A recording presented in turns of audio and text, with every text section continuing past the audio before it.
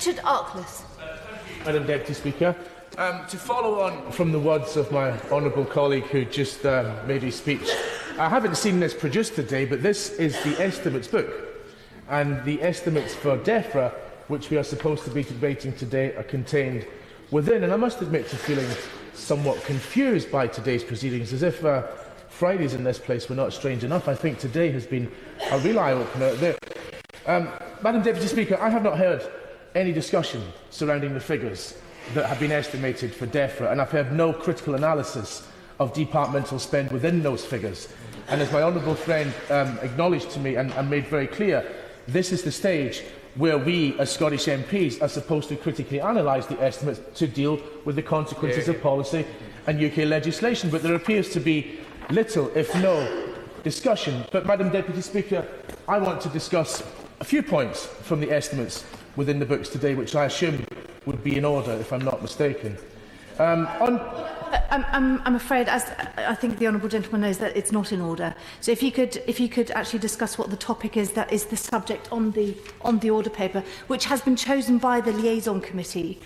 We had this issue last time that the estimates came up last year. So if the honourable gentleman could move on to what is written on the order paper, then I'd be very grateful.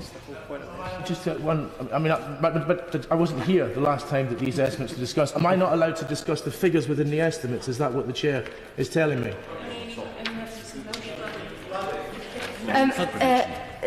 What we're discussing today is flood prevention, quite specifically, not what is in that book. It's flood prevention, which was chosen by the liaison committee. We did have this subject out last year, actually, and I'm sure we can find other avenues to discuss that further. But right now, it is just flood prevention. Well, needless to say, we'll be taking these points to the appropriate arena when done. It's been a very wide-ranging and interesting debate. Point of order, Madam Deputy Speaker. Point of order, Patrick Grady. Can you just clarify then that the motion on the order paper is that a supplementary estimate, Department for Food, Environment, Food and Rural Affairs, subject for debate, future flood prevention, I accept.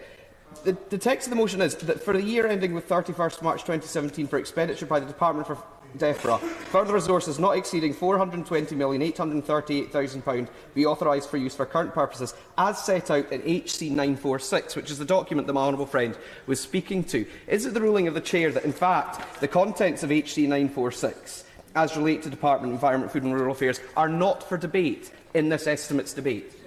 Yes, if the honourable gentleman just has a read of the order paper there. If he looks down at the notes, it's very small print, but in the notes it says this estimate is to be considered insofar as it relates to flood prevention, resolution of 21st of February. The questions necessary to dispose of proceedings on the above motion will be deferred until 7 p.m, blah, blah, blah. But that is what the critical element is. Thank you. Richard Arkless. Thank you, Deputy Speaker. I'm from a constituency, like many honourable members, is susceptible to flooding and has flooded quite dramatically twice over the last 3 years. And I've been interested in many of the points made by honourable members. It's been a very well-informed debate and there's been lots of excellent, pertinent points made. The chair of the Environmental Audit Committee, who is no longer in her place, the honourable member from Wakefield, talked of a stop-start nature of the process to flood management across the rest of the UK, and a lack of strategic planning, which has become apparent in this debate today.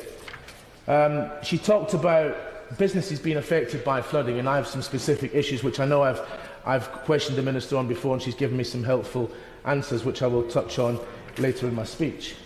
The honourable member from Castlepoint, I was pleased to hear that she joined my calls and she expressed some concern about the availability of affordable insurance to small businesses, something which I'll mention later. The honourable member from Taunton Deane, who we know has a passion for trees and everything horticultural, talked a lot about land management and the contribution that land management techniques can make to reduce the risk of flooding. And I think it's worth pointing out at this juncture, one of the major debates in my constituency has been surrounding the extent to which these land management techniques can actually significantly mitigate the risk of flooding.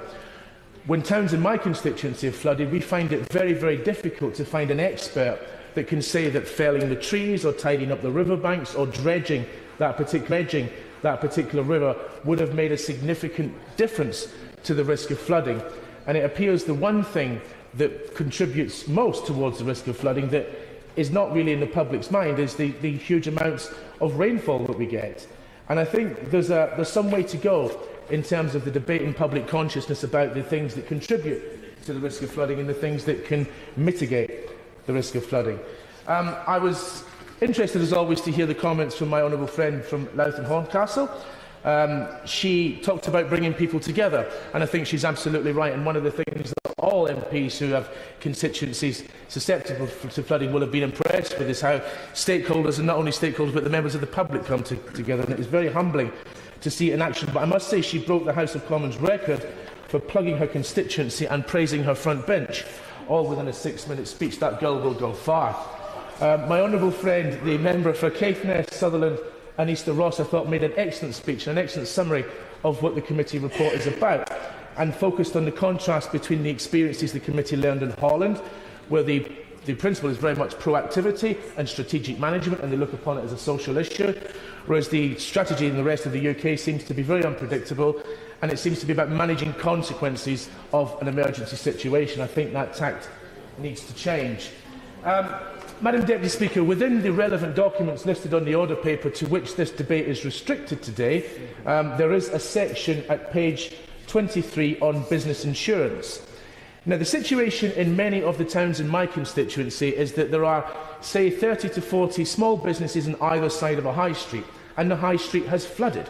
Now, these businesses have went to try and get affordable insurance. They can get a policy, and they can get a policy with manageable premiums, although the excess is completely unmanageable at £15,000 and up.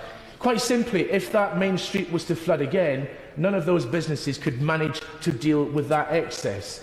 Now, I'm concerned to see the assessment at page 23 to 24, which says that in the opinion of DEFRA, they do not consider that there's been a market failure in respect to business insurances for those in flood risk areas, but it talks only about cost of policies and availability of policies. It doesn't discuss the excesses, and I wonder if the Minister could inform the House as to whether manageable excesses is one of the criteria that the Department considered when it made the judgment that there hadn't been a market failure.